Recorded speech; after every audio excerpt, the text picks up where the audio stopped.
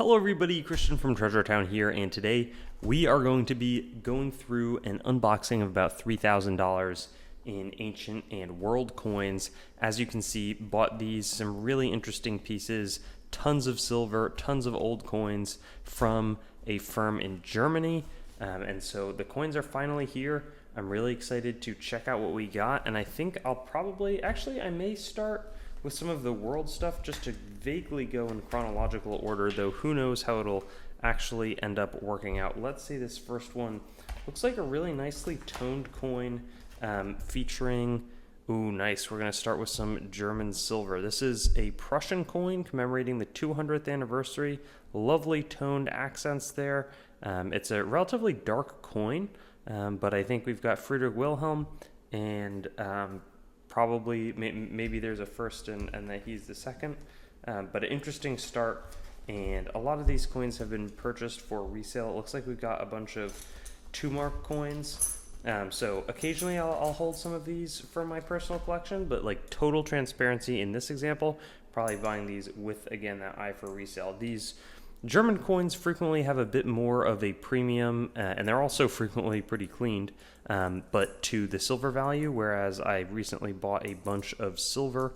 Obviously, if you're watching this, currently seeing the impact of tariffs and sort of a reordering of trade policy in America, I think it's going to make things a lot harder for coin dealers like myself, at least for a good while here. So context is that these silver coins would have been,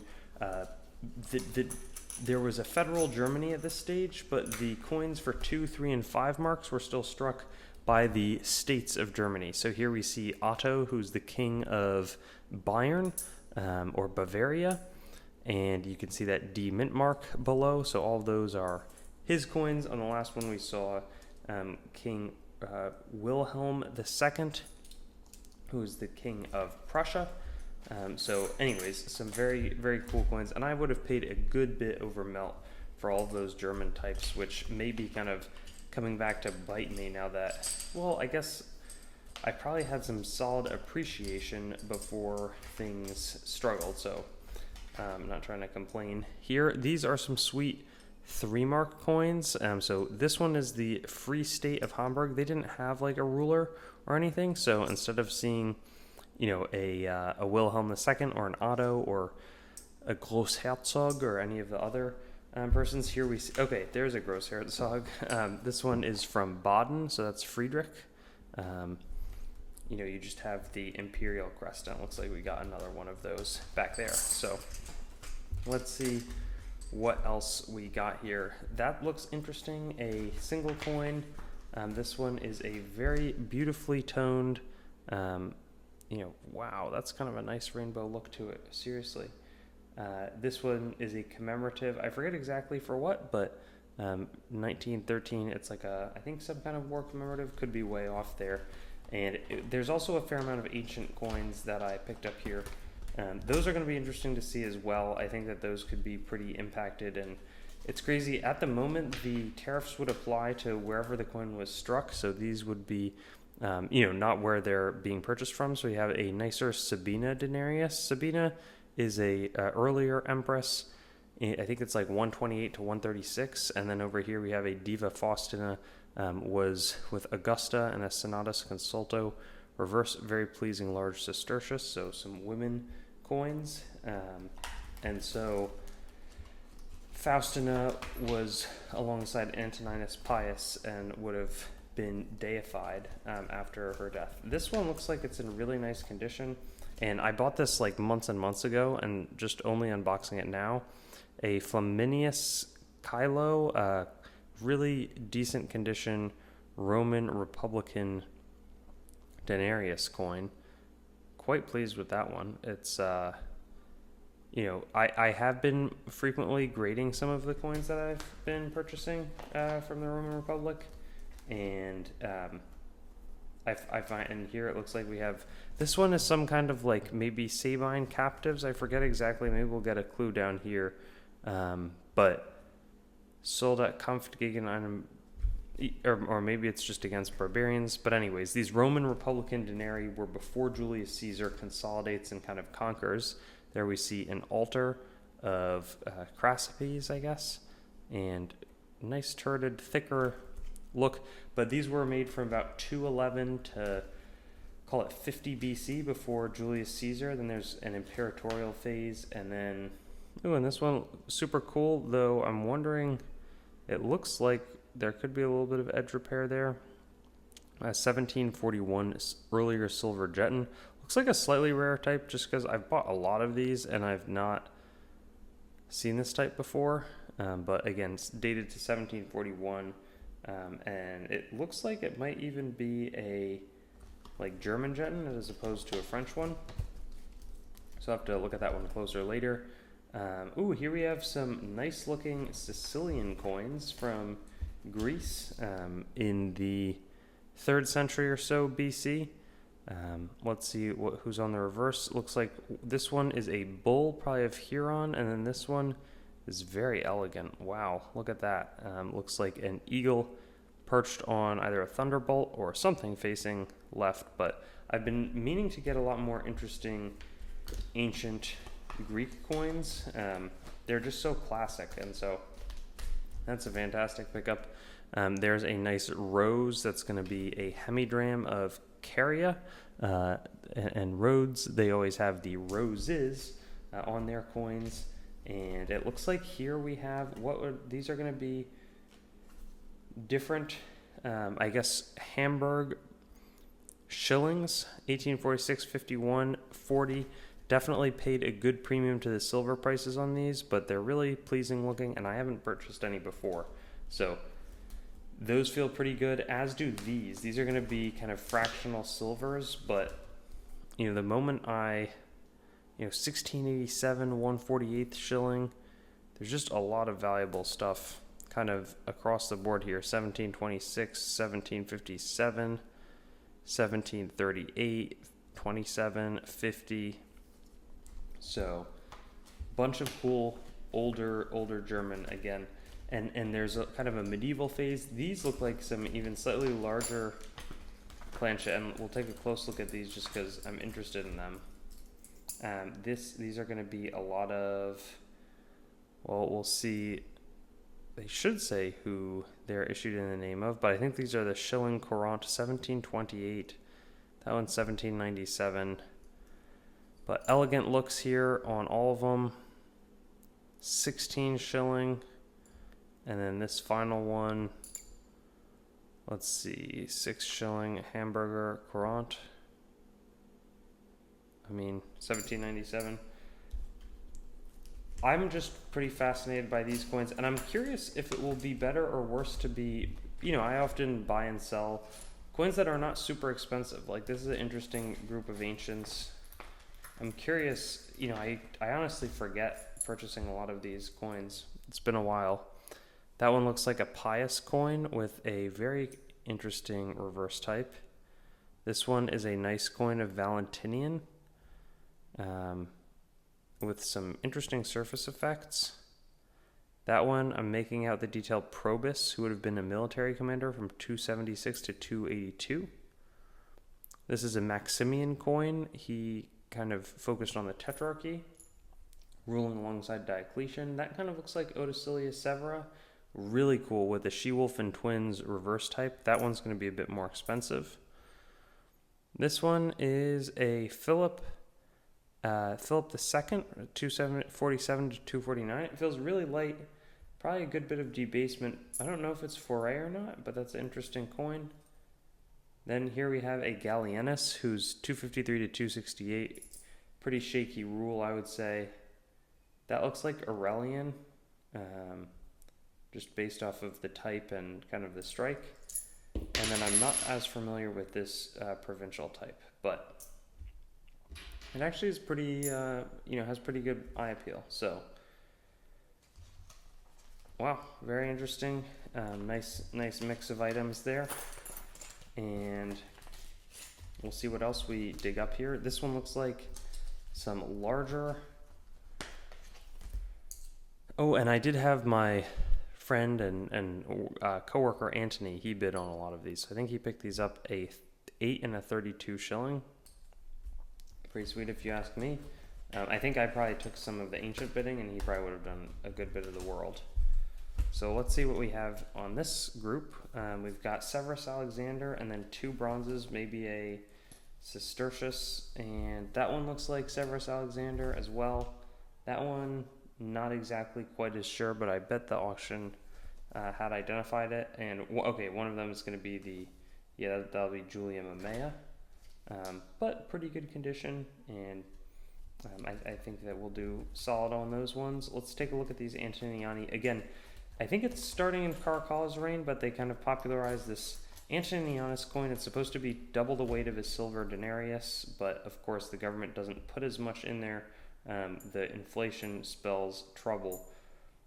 But it looks like we've got 3 Gordians, and maybe this one will be Gordian as well. It is. Gordian the Third.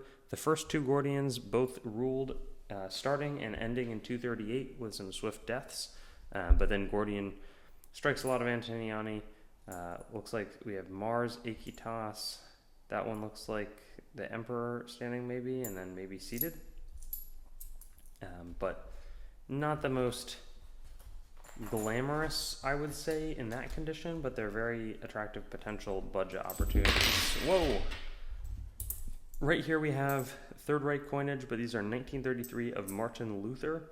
They're commemoratives for his 450th anniversary. I'm not sure if that's of his death or birth or exactly when, but an interesting German commemorative type. I think I paid up a little bit more than I maybe should have for these. There's a little bit of PVC on them, which isn't ideal, but pretty historic coins, I think, and hopefully doable to at least sell for what I paid for them. Right here we have a medal in silver of Braunschweig, Hanover.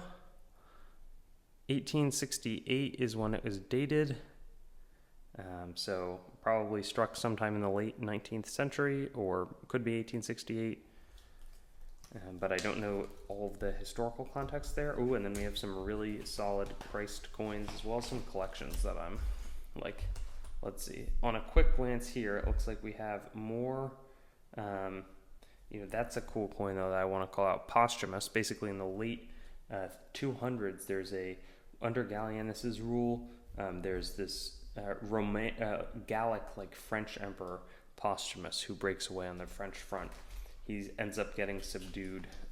Actually, I think maybe there's some like revolts because the Gallic Empire isn't brought under Roman control again until about 274. I think at that stage it's Tetricus. Nice bronze lot here. So what do we have? We've got a Philip. That one is interesting. It might be fake. I'm not sure. This one looks better though. That one is probably like Julia Mamaea.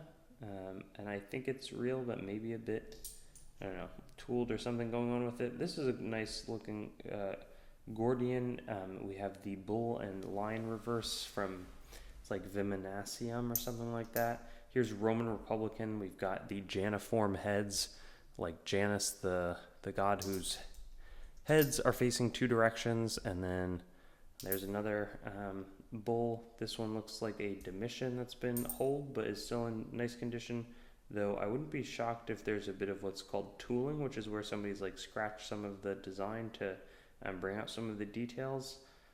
And this one might have been tooled as well, I'm not clear, but of Antoninus Pius. I wouldn't be shocked if that was the case. It's still something that I'm working on recognizing, but it's very prominent and common among older bronzes like that, where somebody, takes something to the coin to improve them, or so they think, but I think it takes away from the coins. These are a bunch of Sultan type. I think that these are like the bull, and it's like, okay, I'm going to leave the tape there, but that these are basically like, they show a bull and a cow on either side. Pretty cool. And I bought a group of, I think it was 36 there, as it would say. Here are some Christ coins, or just Byzantine coins in general, but I really like any higher quality Christ coin. Like this one's magnificent. You can see Jesus Christ, ICXC is his abbreviation of his name. Ixus Christus Basileu Basile, Jesus Christ, King of Kings. Fantastic. That would have been struck. This is a later style. There's like all these different classes. So that's 1028 to 1042. This is the Constantine Ducas, but very nice looking Christ on that one as well. Right here, this is a the class A, about 1020 to 1034 or 28 or so. There's kind of different takes. This one is a large, and it's a first regnal year, so the first year of reign for a Phallus. I think that's Maurice Tiberius, but I'm not 100% positive. And then what are the last ones here? We've got a couple of class A and B Phallus, and then this one's going to be a later one. I think this is class G, where you see the Virgin Mary on the other side of the coin. So some beautiful 11th century Byzantine coins. That's really fantastic for a group there. What else do we have? We did get some cool, like this is, I think, Norwegian in origin. Some of these are going to be relatively common. Others are tougher to source or find. But Christianus VII, 17 something, but it's pretty early. We see a 1782 skilling. You can just see that these are some high quality, interesting, and some like not super high quality, but then reasonably priced when I turn around to sell.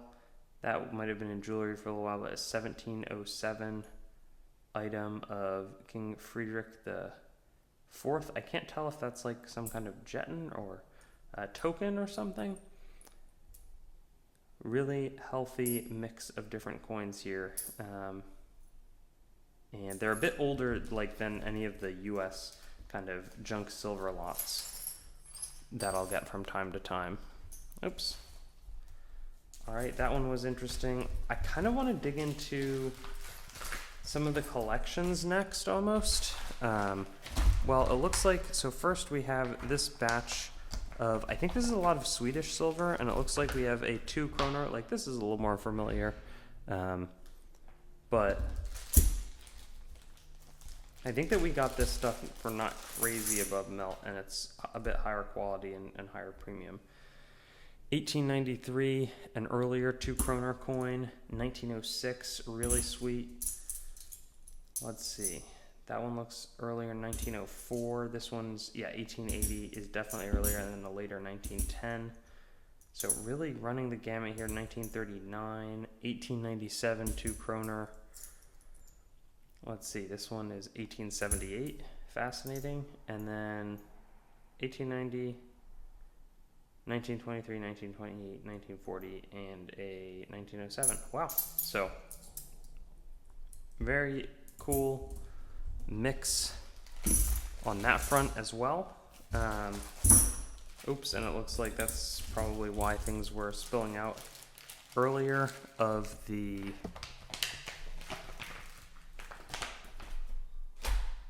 flip there. All right, this is a collection of some medieval stuff, which I find fascinating, but I can't tell you too much about the items live.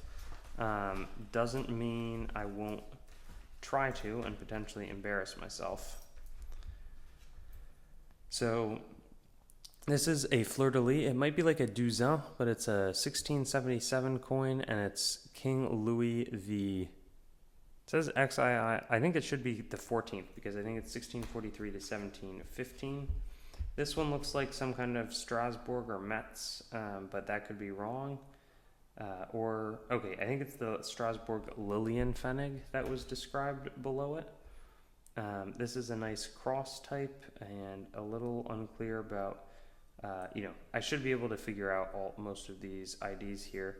This one, these are going to be a cross and Châtel Tournois type, which I'm familiar with and used to, seeing that. Same there. And then, there we have the cross type yet again. So some interesting medieval types, and those are not, oh nice, and we have some old cataloged flips of them as well. Fantastic. It looks like we have a couple of stragglers here, or maybe those are the Gordian Antoniani that we had already unboxed, as well as, whoa, these are some Danish coins. I think that I got these at a good deal. I'm guessing that a lot of these are going to be like, I would group lot as I would end up selling them, like 4 of them, but like something like that. Friedrich the Fourth, again, something 2 shilling probably. 1701, I don't think that I'm gonna group lot that one. So just kind of interesting. 1712, yeah, again, it's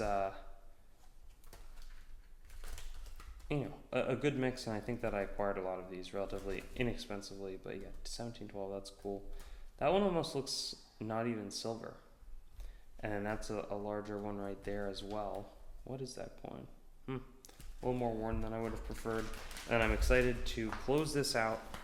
You can tell me how I did. I think I bought the downside of this buy is there's not too many expensive coins, so I'm gonna work hard to you know, end up selling and monetizing on these. Obviously, the flip side of it is that then the percentages can be a bit better. You basically, you know, it just costs my effort and labor as opposed to anything else. But we'll start right here with a coin of Maximian Antonianus. These are so nicely cataloged. I normally sell them with much less info. That does look like $60. That's, hopefully they didn't pay $60 for it. You know, I'd probably sell this for like 10 to 13. Maybe it would go for a bit more. Again, it says 40 right there. Maybe these are the older German marks, but that's a nice Aequitas portrait of Claudius. That one could be a bit more expensive potentially. You know, it's got a nice silvering. At that stage, you know, it was so low, the silver content, that they would have to, you know, wash them with like a silver wash to try to convince people to use them, because otherwise there might not have been. And there's a Probus Antonianus. I mean, these are not in terrible shape. They're pretty decent, but they're also not like standout great condition. You know, a lot of, seems like Claudius Antoniani in this batch. Oh, there's a Valerian who was ruling alongside Gallienus. Maybe I'll just show you the obverse of a Valerian here. Yeah, Valerianus. Very much a Billen coin though, and this one has a worn reverse die. I think they would care a lot more about striking fresh dies on the obverse, because that was striking the rulers. There's a Gratian, much later ruler. You know, they were striking his image, so the ruler would care a lot more often, at least, that the fronts of the coins were better looking versus the reverse. There's a nice Gallienus. And it seems like this is a focus. There's Licinius, and not normally a rare coin, but kind of cool. Was co-ruling, and then it ends up fighting against Constantine the Great. That one's still in pretty nice shape. A lot of great detail on it. Super fun. A small Arcadius bronze, Aurelian Antonianus. You know, you never know with these old coins and collections. You can get some great things that just pop out of nowhere. So that's what I'm kind of trawling for. There's a Victorinus. That would have been the French breakaway state that I had mentioned earlier. And then that looks like a better shape, a really nice Neptune. You can see his trident, extremely cool, of Claudius Gothicus. Well, that's a nice turn. A more worn Arcadius coin, Gallienus. Gallienus, is there something hiding behind on this one? Just another Gallienus. And okay, I mean, that one's in pretty nice shape. I would say, you know, we didn't hit it out of the park on any of those, but I'm pretty sure that I acquired these reasonably cheaply. And so, after a bit of sweat from my dealer reselling angle, should be solid. Kind of an overall theme, I would say, as I bring back the rest of these groups. You know, it's going to be a lot of hard work, but also think that we should be able to, you know, get a bunch of sweet coins into collectors' hands one at a time, you know, piece them out, do the hard work of identifying, flipping them up, and bringing them to you in likely a hybrid, like mixed, you know, some kind of auction. Great denarii, you know, some nice silver. So It's a great gamut of coins, and very much enjoyed this purchase, and I'll be bringing you some future unboxings as well. Thanks for watching the video. Make sure to head on over to treasuretown.com and sign up for our email list to stay up to date on everything that's happening, whether it's auction updates, exciting new inventory drops, coin collecting news, or general informational resources. Hope you enjoyed the video, and I'll see you on another one.